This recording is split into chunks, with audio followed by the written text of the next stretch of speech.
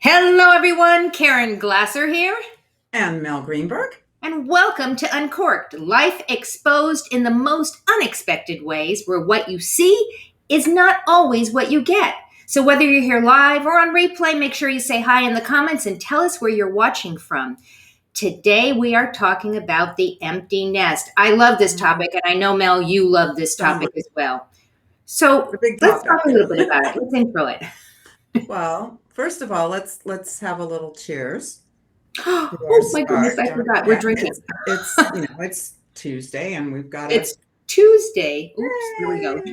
Okay, there All we right. go. What are you drinking this week? Oh, I'm drinking Prosecco, La Marca Prosecco, and actually we have it in our kit.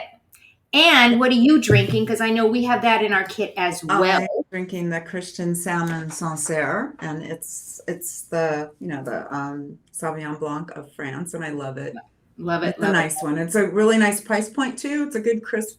In the desert it's hot, and it's a nice crisp, refreshing It's wine. hot. How A can you little say bit. that? Actually, we had thunderstorms yesterday, so it was Well, we've had an incredible summer, and we missed the monsoons are really my favorite time of year in the Arizona desert. And last year was pretty lackluster. This year made up for it. It's just been magnificent. So oh, it's so. And you just got back. You just got back from your trip, and long trip, and it was every part was everything you like wanted it to four or be. five vacations in one, and it was just phenomenal. It was great interacting with people in such a different part of the country, and Right, even different there. Florida is a huge state, so right, right. different parts of the state very different. And I will share just really quickly the highlight. For me, it was the highlight of the trip was visiting the Turtle Hospital in Marathon Key, There's and such a thing as a turtle it's my hospital. That's thing. very And cool. it's the Wow. largest rescue in the country, and the work that they're doing there. And you can adopt a turtle. It's only $35 a month, I love it. and help them. And that was just my poor husband. I just drag him along on these adventures, and he was a trooper. I love that. How fun is Yeah, that? How it fun was is that? So we're talking about the emptiness, and I know you like to say, and I agree with you, it's not a cliche. So, how would you describe the emptiness? What does that mean? I think that, and I was thinking about this before we were going to get together here today, and largely the dialogue is about women going through this because we are typically the main caregivers of Right. our children, and emotionally and financially, and what that means and what that looks like. But men go through it too, dramatically. And I really discovered that when doing the research for my book, Running with Our Eyes Closed, that culturally we really don't allow them to express themselves in the same way. So it's about kind of redefining.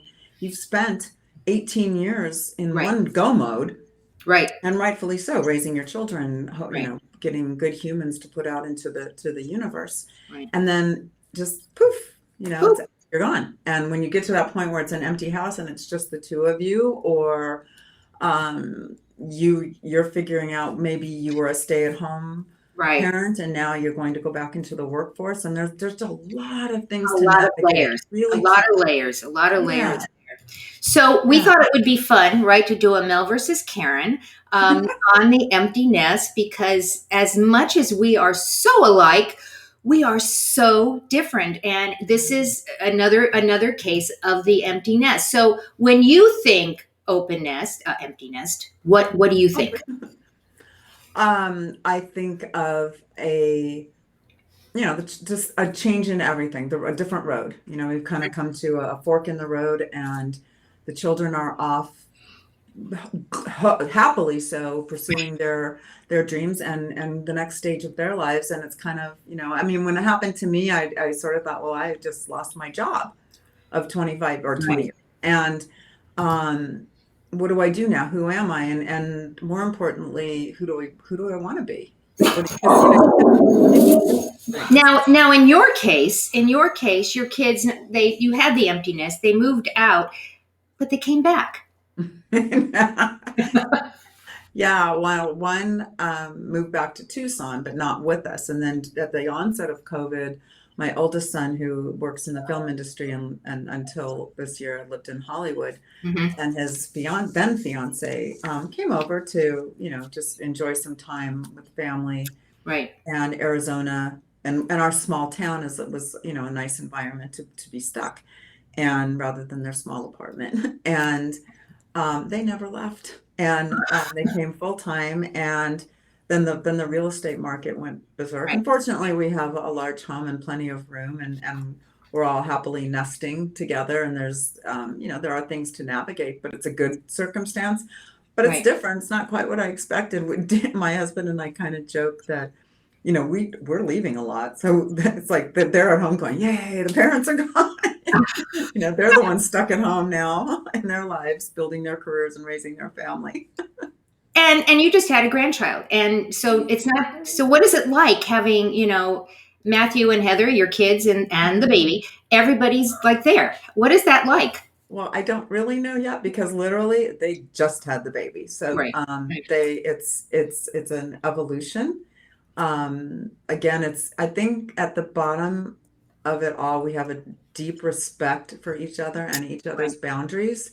And that's really important. And I think a lot of children are coming home, and kids that just went off to college. They Right. didn't even get to enjoy their freshman year because they had to come home and learn from home. So to speak to those families as well, it's important that you establish boundaries and respect. And Right. I mean, for me, I think it's now and thankfully it's been a slow Right. upgrade that we are approaching each other as adults, not Right. parent child. Right. I'll always be their parent, Right. obviously, but their mother. But the other side of that is we are adults, and it's respecting that, my oldest son he just turned 29. So you've got a 30-year-old, not a kid. Right. And so it's not, pick up after yourself, do these things. You let them live their lives. And so far it's been, I'm going to knock on, knock behind me, knock on Something. wood, that it's been a pretty seamless Right.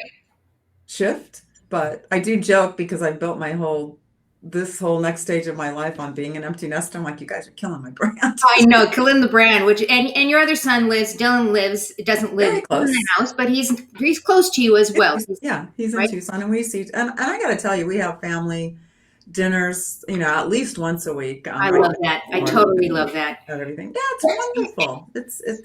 We do have we have a close family, Right. but yet, but I think that it stays close because we really are deeply respectful of each other's Exactly. space. I don't assume anything. I don't Right. assert. I try and step back, and I'll give my example of that is that Heather's family, Matthew's wife's family, is here. Right. They don't live here, so them spending time with their grandchild is equally as important as me spending time. But I'm here, Exactly.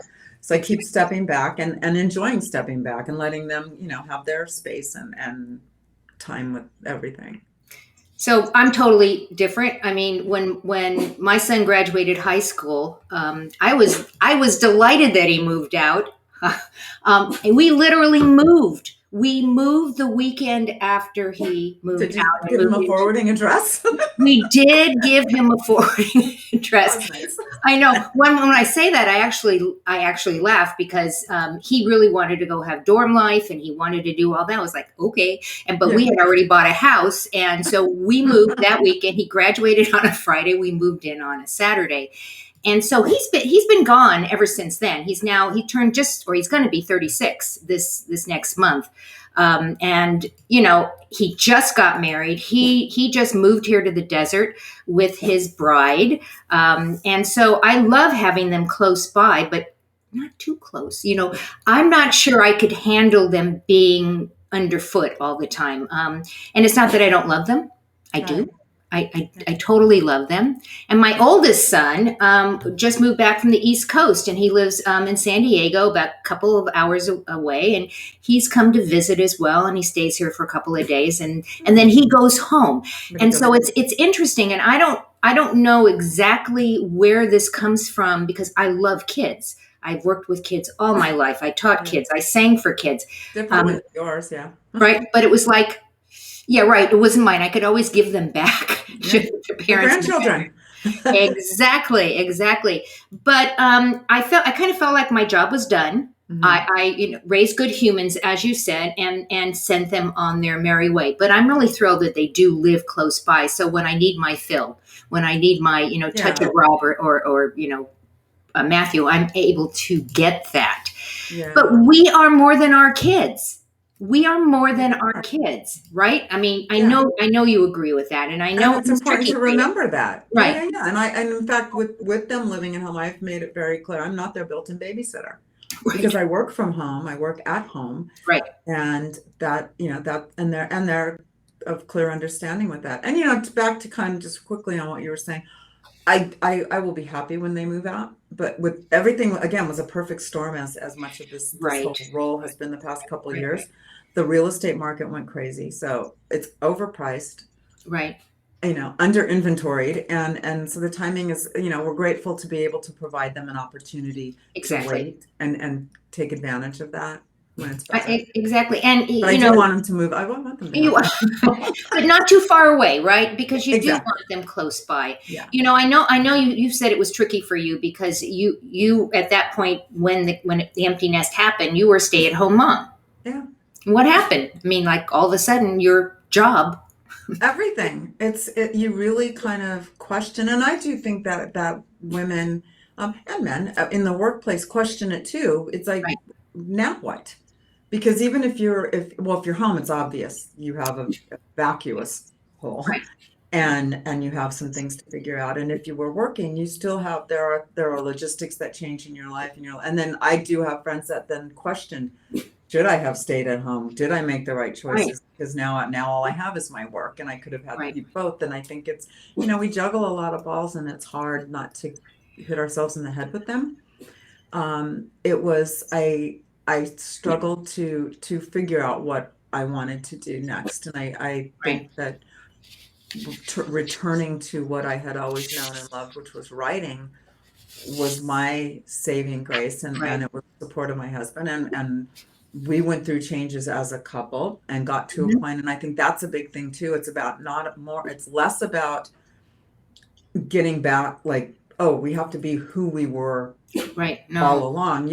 I'm certainly not the person I was when I was 30 years old and got married, No, nor exactly. is he. So you connect on who you are now, and it's almost like if you I can agree. embrace that and start a new relationship with each other, It's once fun, you make right? it through everything else, it's awesome. Yeah. Not It not is. without its struggles, but then like anything else, when you get to the other side of the light, it's pretty special. And I wasn't a stay-at-home mom. I have worked all my life by choice. Hmm. And I traveled a lot and was always on the road. And in many respects, I think my husband was, even though he also, worked outside of the house, he ended up being mom and dad sometimes because I was always Always traveling that, to do a yeah. show here or a show there. And I did have those thoughts at times. Maybe, I should change my focus because your kids are only with you a certain amount of time. But I think what my work really made me who I was. And if I had stopped doing that, I don't know what kind of mom I would have been. So I think we do obviously what Yeah. works for us, and I just continue to look for new opportunities. So as I move forward, all these open opportunities opened up, and I don't think I had the same amount of guilt anymore because the kids weren't there, Okay. right? Okay. Do you find yourself drawn back to what you knew before, or the new opportunities that are presenting themselves completely different? Completely. Well, I think they build. I don't know if they're completely different Okay. because I have stayed in my arena of doing what I do, shows and being on the stage and that kind of stuff, and it's just kind of evolved into a live kind of setting that Hmm. we do these kind of shows. And you mentioned about our partners and how that changed.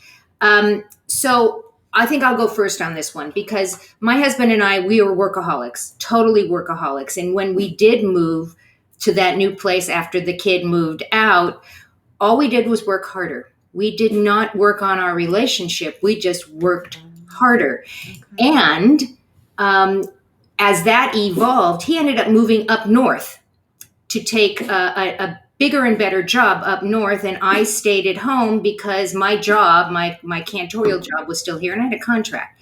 And Right. it was interesting what I went through during that time because we only saw each other on the weekends.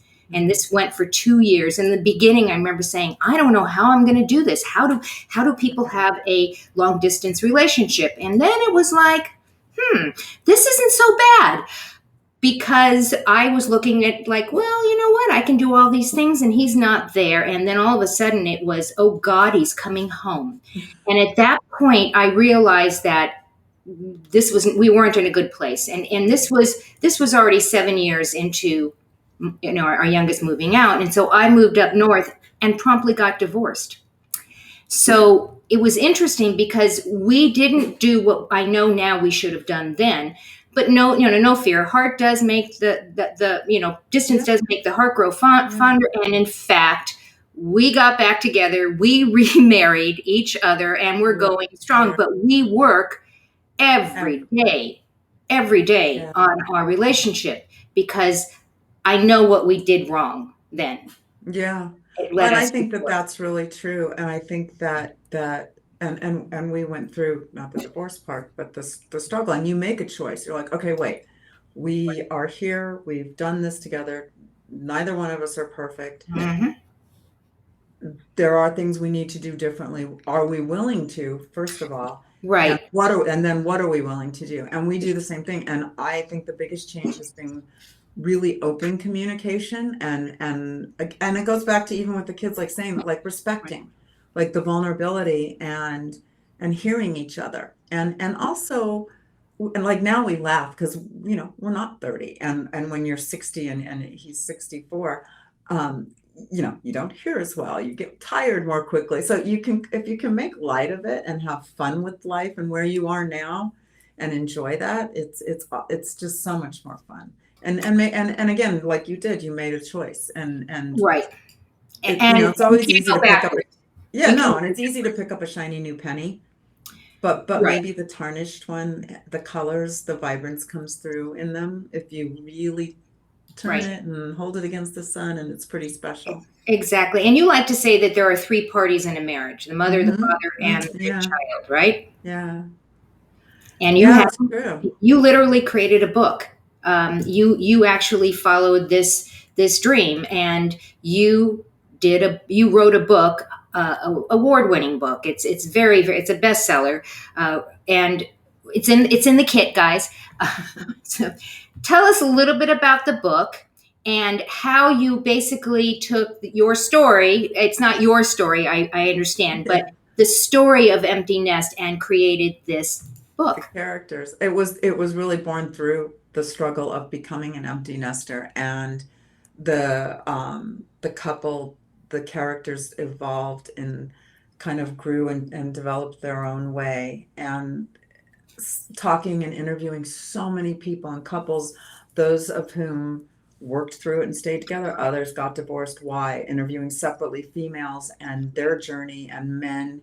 And that, again, was the most intriguing aspect for me, because I think our culture really focuses on the narrative for women Hmm. and appreciating what they go through and the changes and yada yada, but men go through it. Fathers who are part of their children's lives suffer a loss and they're Right. not allowed to process it in the same way publicly, I don't think. And I think, as a mother of two boys, I do take issue with that. We have to honor Right. our boys, and let them express their feelings and understand and share and those losses. So through that, it was kind of fun to create characters. And then I was always in news, so writing fiction was a bit different, and it was fun Right. to be able, like, oh, I can make them do anything and be anyone they want to be. And Samantha's character was what really resonated, and it turned it from a trilogy, which is how I had originally conceived the project, to a series, because her continual growth is what is so inspiring and intriguing, because she's deeply flawed, as we all are. We're all just trying to figure it out. At Right. the end of Right. the day, nobody has the answers, and nobody's Okay. holding all the cards, and it's, you just have to throw them up and figure out, where they land and what to do next. And she kind of owns that. And I think that honestly is what resonated with her, and that's what keeps me in invested in the story because she's growing, and until she's not growing, then it'll be done. But And she's that leads us into what's next. I mean, that really does lead us into what's next. So you're in the midst of a new book, right? You're Mhm, working on the newest book. mhm. So I have to ask, I mean, is it going to incorporate the fact that the kids came home, or you're not going to put that piece in, or is it's Samantha's growth? It's Samantha's story, and she's a very, I mean, obviously, there's always pieces of you in what you write, Right. but Right. she's got a very different situation. And however, it is current. So the world at large Right. is impacted, and it is there. And I actually held off and rewrote a great deal of it because it just her timeline, and when we pick up and catch up with her, was such that it needed to be addressed. It would have just been Right. completely disingenuous to ignore what was happening in our world. Well, and I totally appreciate that. I'm excited. So, do we have a date when the book is coming out? No, not Nope. yet. Soon. Okay. That's all I'm gonna Okay. say. Okay. Yeah. So, it's been almost 20 years since my youngest moved out. Not quite, but almost. And as I said, a lot of opportunities opened up. But one of the biggest things that's changed in these past years is that I've gotten much more in tune with myself. And in terms of what makes my heart sing, rather than what the expectation is from the outside. And what steps have To you taken? Like how, because we can all say that we're doing it, but I love hearing, and I think other people would love hearing, how have you done that for yourself? How's that? I've learned how to say no. And it's so interesting that that little word, those two letters, no, can change your life. I tended to be the one always that would a new opportunity would come and I go, yes. And I would jump in and then go, oh my Yeah, God, I don't even know why I jumped into this. And right. it continued. And I never learned my lesson in all of those years. And this past year, I had to really take a step back and look inside of me and say, okay, it goes through the filter at this point. Does that make me happy if I say yes, or does it give me a Yeah. stomach ache, or any of that kind of thing? It's almost a body feel, and I learned how to say no. And so, where I've been, again, both of us are very fortunate. We have a lot of opportunities out there. Mhm. We have the ability to say yes to a lot of Do a lot of things, things, yeah. and I've learned how to say no. And so, for me, what's next? As I said no, but I am launching two new shows. um, I'm so glad you brought that up. I was going to. This is so exciting, everybody. Listen up. Tell so us. one of the shows is called The Peak Stage, which is all about this time frame. Hmm. That we don't just all of a sudden get to a certain age and like Right. die, or we retire and we go whoosh and it goes Yep. down.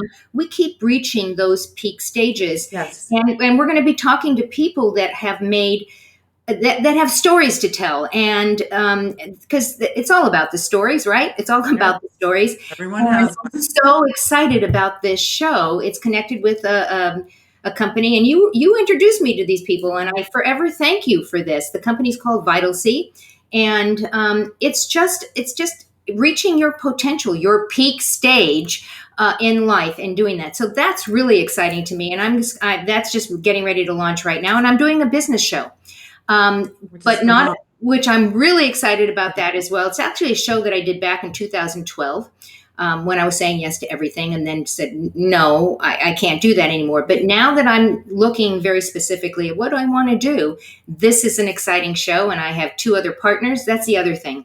I'm working with partners. And you and I have partnered up on this show. And that helps make my heart sing, because I think what happens is if we feel alone, Hmm. and we feel like it's only us, and Hmm. it doesn't do good for your psyche. At least for me, it doesn't do good for my psyche. So for me, I'm partnering up with people, and just loving the collaboration and loving everything about that, and that makes my heart sing. So that's the second thing. I think find somebody that does what you do, or I or it's think collaborative. that you said something that I really want to touch on, that you learned how to say no. And I think especially, sorry, especially women, Right. we don't say no. we say, we want to be there for everybody. We want to be available and help and nurture and everything. So on one hand, we must learn to say no. And I'm right there with you, because finally I can say no. I can clear space around me. I can move people who are not positive in my life around, and or ventures, anything. I don't have to be part of everything or friends with everyone. It's okay. But the other side of that, the balance, the yin and the yang, is the yes. And being yes, and at this stage in our life, we can say yes to so many incredible, and be open to what's out there and the Right. possibilities. And that's a yes. So it's kind of learning how to balance To those, balance the it. yes and the no. Mm-hmm. Totally, Yeah. totally. And again, because I've said no, it's opened up space in my life, Mm-hmm. which allows me to say yes to the other things. Right. And as again, last year was wow. What can I Pivotal last for everybody. I for mean, everybody? gosh. For Yeah. everybody, I don't think any of us are alone in saying this. From a No. mental health perspective, from a physical health perspective, from Mm-hmm. all sorts of things. Last year was I'd like to kick that year to the curb. I To the mean, curb. Yeah. but it is what it is, but it Well, it forced brought so me. many silver linings, really, if you peel Yeah, it back. I mean, so much good has come out of it because absolutely of how we're, things that we're becoming aware of, and how we're, I think, maybe more personal than right. culturally, but it's a good thing. Absolutely. We've been asked already from people that are watching the shows, how can they follow us? We both can be found on Instagram at Karen Glasser and at Mel G. Berg. We can also both be found on Twitter at Karen Glasser and at Greenberg_Mel. And whether you're watching the show on YouTube or on Facebook or on Roku or on Amazon Live, we're all over We're the everywhere. we're They can't get everywhere. rid of us.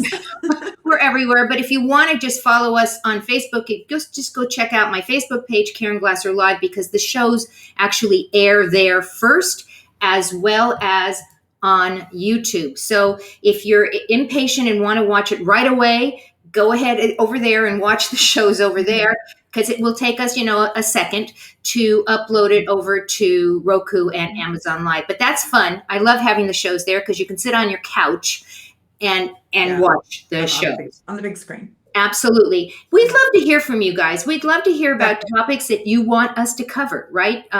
We're doing things right now that we know are at least they speak to us.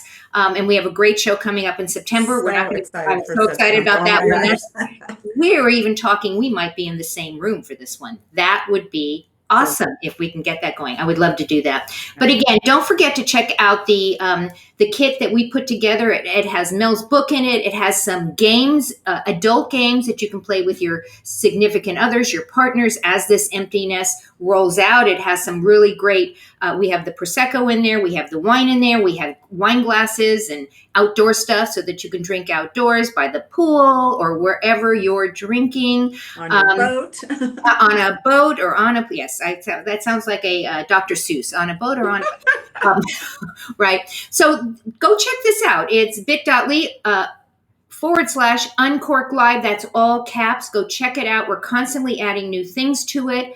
And again, we'd love to hear from you. Mel, any last minute thoughts to our audience?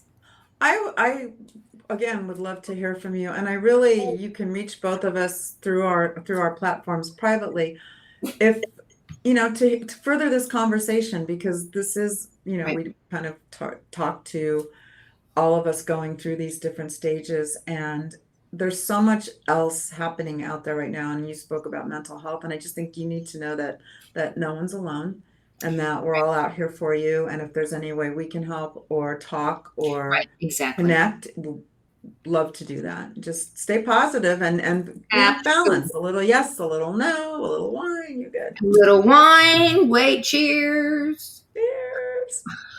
Cheers, because the show is called Uncorked after all. I want to thank everyone for joining us. You have a choice as to where you spend your time, and you chose to spend it with us today. And we are eternally grateful. So go out, give somebody an awesome day, and we'll see you on the next episode of Uncorked. See you later, everyone. Fun. Ciao.